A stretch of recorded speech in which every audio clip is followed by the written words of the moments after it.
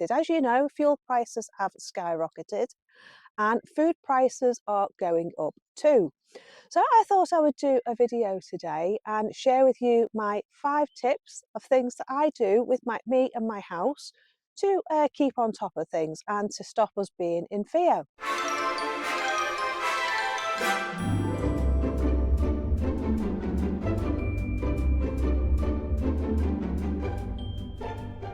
Hi everyone, welcome back to Cottage and welcome back to Wales. It's lovely to have you here. Hope you're all doing well and I hope you're all having a good week so far. I hope you all had a lovely Easter if I didn't see you Sunday, and that you enjoyed your family and your garden and whatever else it was that you got up to over the Easter bank holiday.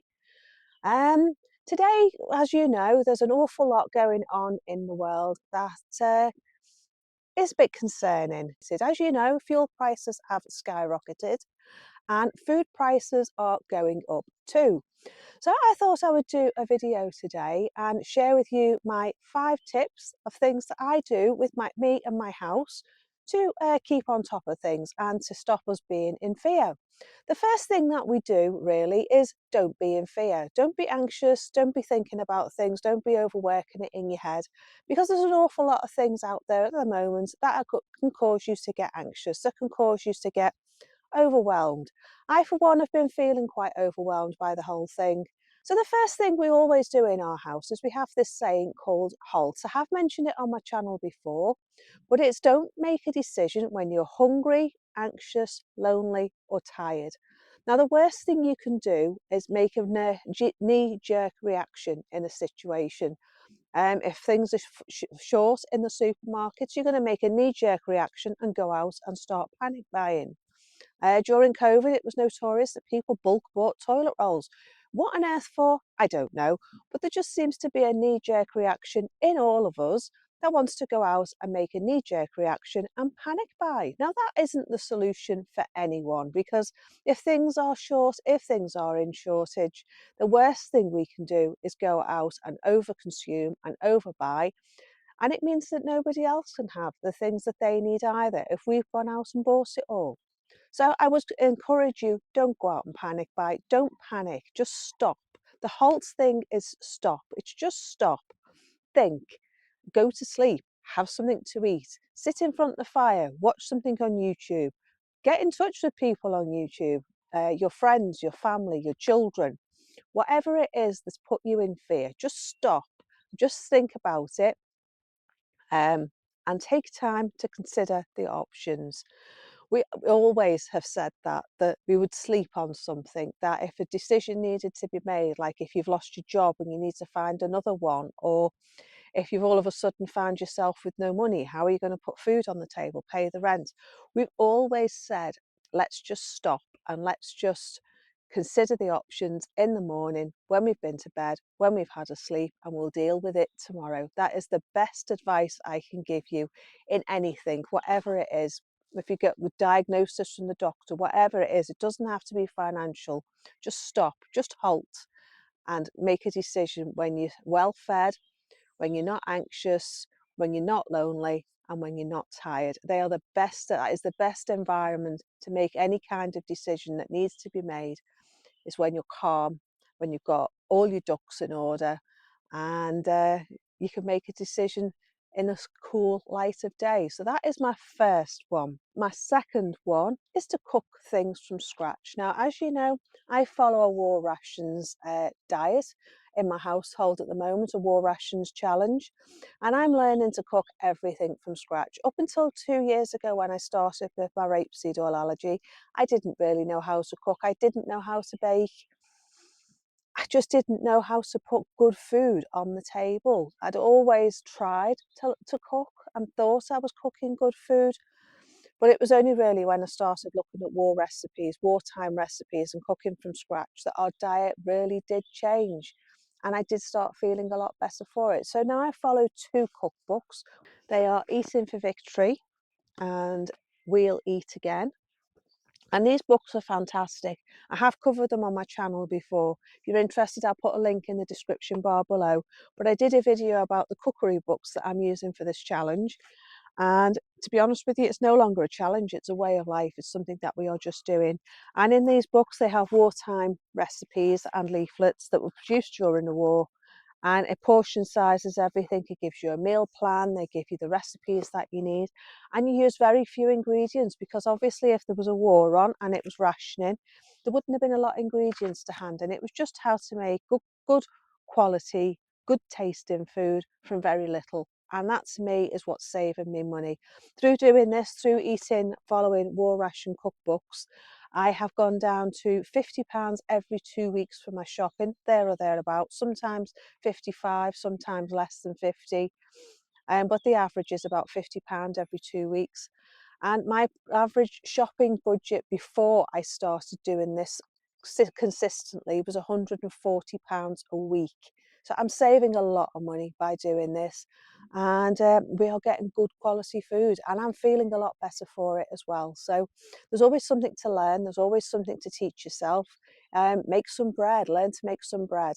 I'm now making 2 loaves of bread each time I make them, and I'm making them from 4 cups of flour instead of 6 cups of flour. So there's always things that you can do to cut down on your shopping and to cut down on the amount of money that you're spending. And this is a fantastic way to do that. Eating for victory, and we'll eat again.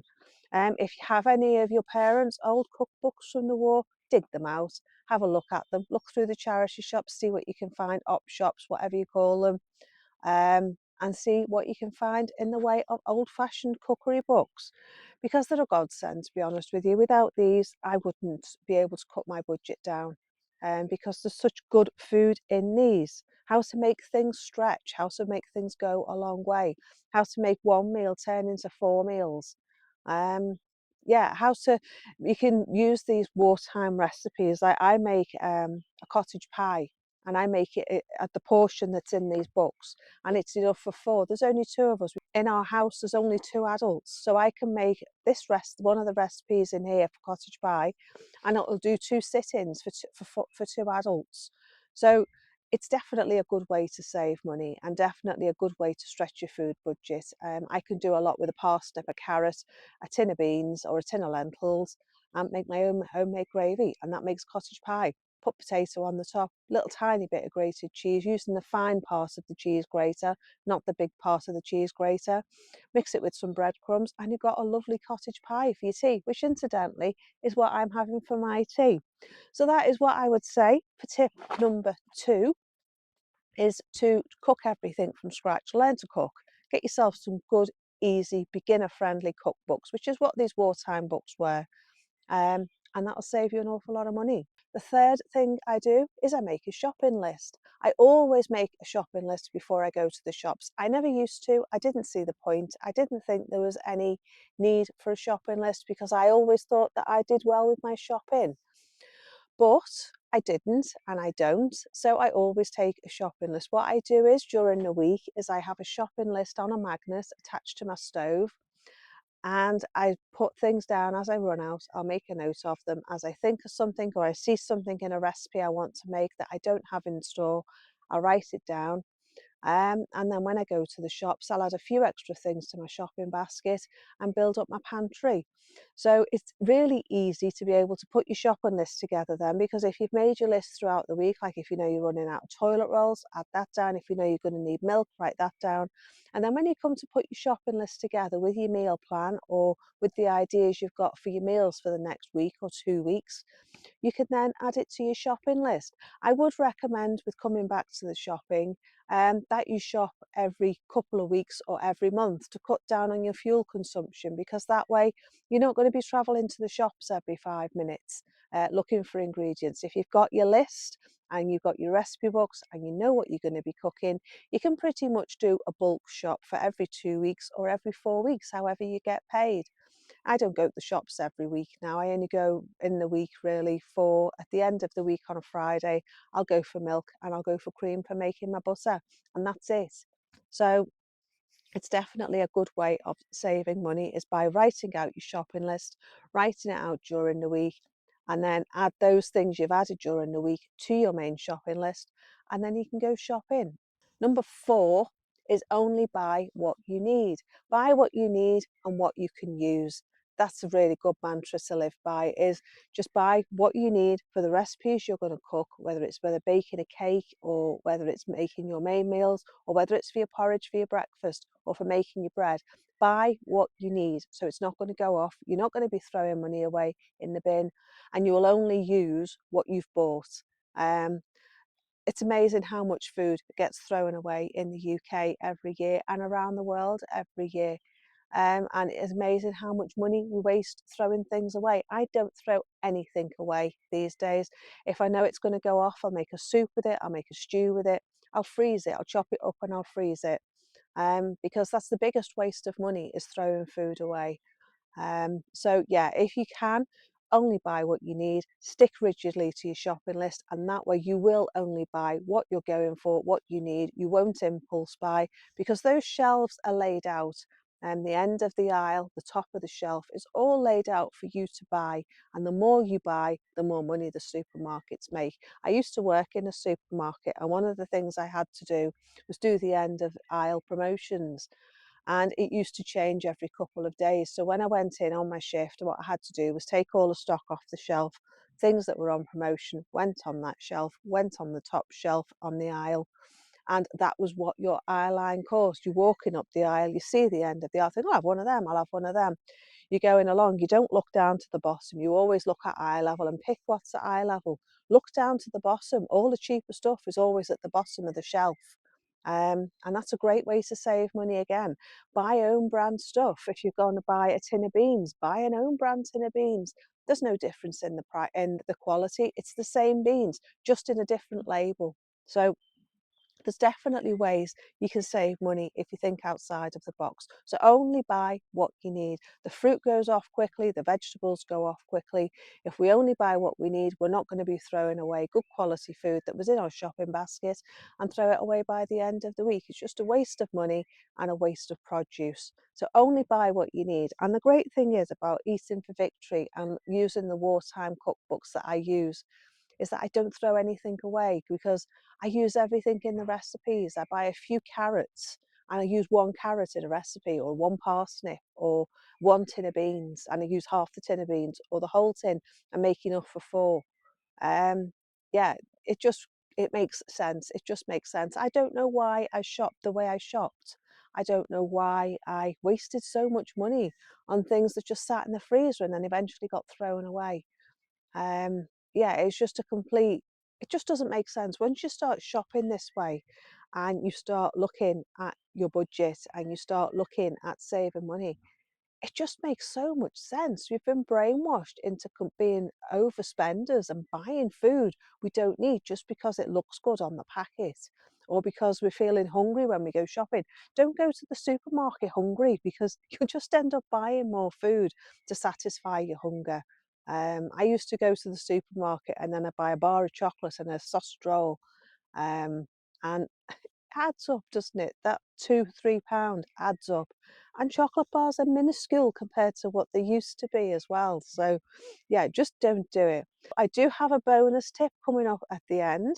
But the fifth thing I do is have a good pantry. During the 1939, just before the war broke out, local people in the UK were encouraged to stock up on pantry items: flour, yeast, sugar, dried fruit, all the things you would have in your pantry, rice, dried goods, dried milk, syrups, all that sort of stuff. Because they knew something was coming, and they encouraged people to have a good pantry. So have a good pantry: herbs, spices, pepper, salt, flour, pasta, rice, tins of beans, lentils, pulses, dried fruit, seeds, nuts. Have pantry items. And you think, well, I can't afford to do that. Well, if you're bringing your budget down, have an extra £5 a week on top of your £50 a fortnight, like I do, and say, well, I'm going to spend £5 this week. What am I going to get? And then maybe stock up on some syrup, a bit extra sugar for your preserves, or a bit extra flour, or a bit extra tea. Yeah, just think outside the box. A bit extra yeast. Um, and that way you will have a good pantry and you'll have a good starting point then, because having a good pantry means you've got a good starting point for all your recipes. Whatever you make will then taste nice. Whatever you make will then have that wholesome flavour to it, because you've got good flavouring, good stock inside your food. So yeah, have a good pantry. The other thing I would recommend as well within that sort of topic is buy in bulk. I buy my flour in bulk, my bread flour, my self-raising flour and my plain flour. And I find it saves me so much money. I don't use as much flour as I used to, because now I can make 2 loaves from 4 cups of flour, as I've said. And I use the same amount of yeast as I would have done for making 1 loaf of bread. So I'm stretching my flour. I'm making my flour go a long way and making my own national loaf, I suppose, because it's wholemeal. And I'm getting 2 loaves of bread, so I could freeze one and use the other one if I'm on my own. But my husband and I tend to eat 2 loaves every sort of 3 days. So I'm not making bread every day either. So I'm saving money on energy. So yeah, I'd recommend you buy in bulk if you live alone, or if you don't buy a lot of things like flour and dried goods. Then go in with somebody. I'm sure you've got people in work, colleagues or friends that you've got, that you could form like a syndicate and community shop between you and buy the things you want off Amazon and then split it, weigh it out, and then take the money off each other. It's a dead easy way to do it. If you've got a family and your mum uses flour and your sister uses flour and you use flour, buy a bulk bag of flour and share it out. It's so simple and so cost effective. The flour I was using was £2.99 a bag, and the flour I buy now is roughly about £1, £1.20 a bag. Same quality, even the same brand, just a big bag instead of buying it in little bags. So if you can buy in bulk, definitely worth it. My bonus tip would be grow something in your garden. If you've got a garden, if you've got a window box, if you've got a driveway, grow whatever you can. Use window boxes, use raised beds, use flower pots, use a windowsill. There's so much you can grow. You can grow herbs, you can grow lettuce, you can grow cut and come again lettuce, you could grow kale. You don't have to grow cabbage. You could grow 1 or 2 cabbages and just eat the outside leaves, and it'll keep on growing for a few months. Buy the supermarket spring onions, put them in water, get the roots to form, put them in a plant pot or a window box, and just cut the greens off the top. And the supermarket veg you can regrow, like carrot tops for the greens. Leeks, you can get the roots growing and it'll start sprouting a new leek top, and just cut the green off and it'll keep growing. You can buy the ready to grow lettuce in Lidl, £1.29 for 3 lettuce in a little clump. And then you can just take that out and plant it in your window box and just eat the outside leaves. And that'll keep you going pretty much for about 3-4 months, just using it as a cut and come again lettuce. There's many ways you can grow food. You can grow potatoes in bags, you can grow carrots in bags. You don't have to even have a garden. As long as you can get some soil, you can get a container, you can grow anything, even in a limited amount of space around your front door or your back door. You don't have to have a garden. So if you can grow something, do. I highly encourage it. I follow the Digging for Victory books.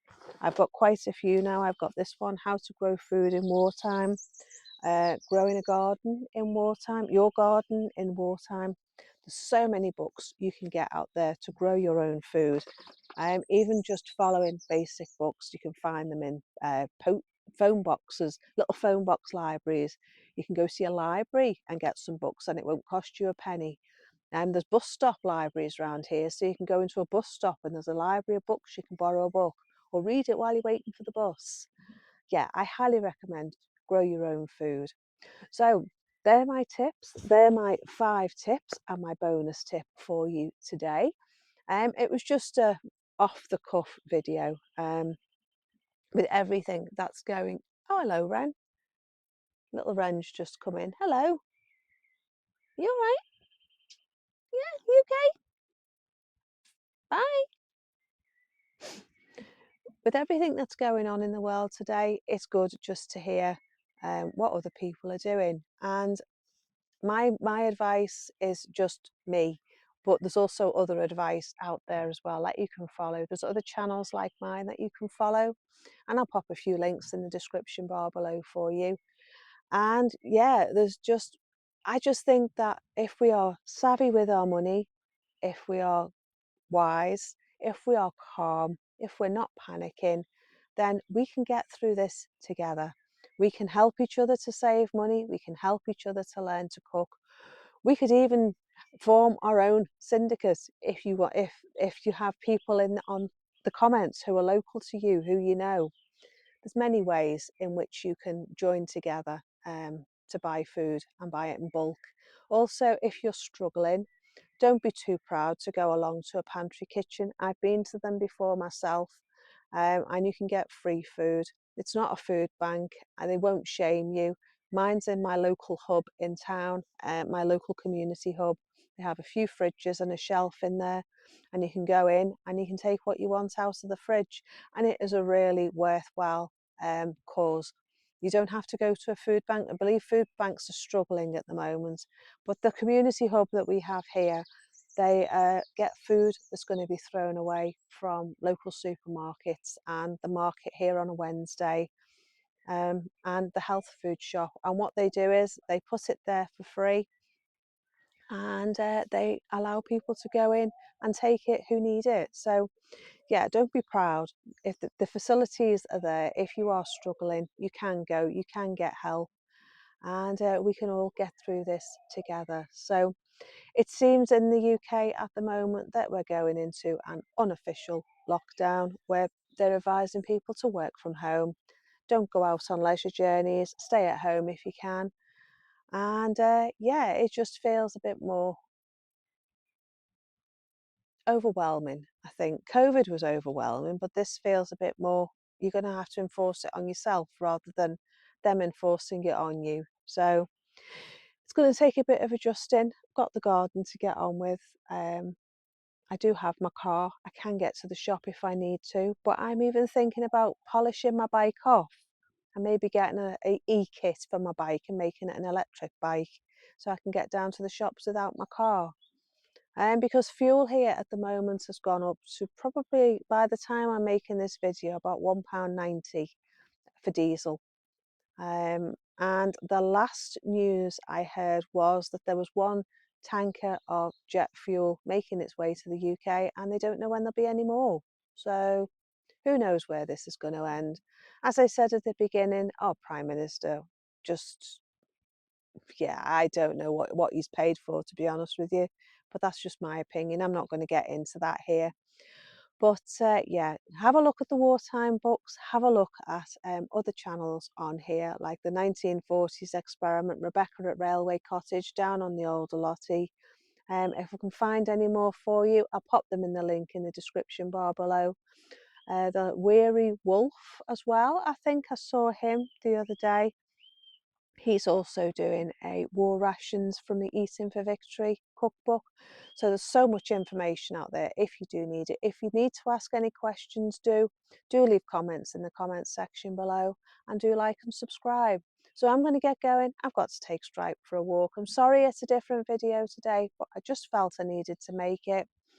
And yeah, we'll get back to normal on Sunday. So I'll see you in the next video. Enjoy the rest of the week, and I will see you soon. So take care. Bye for now. Bye bye.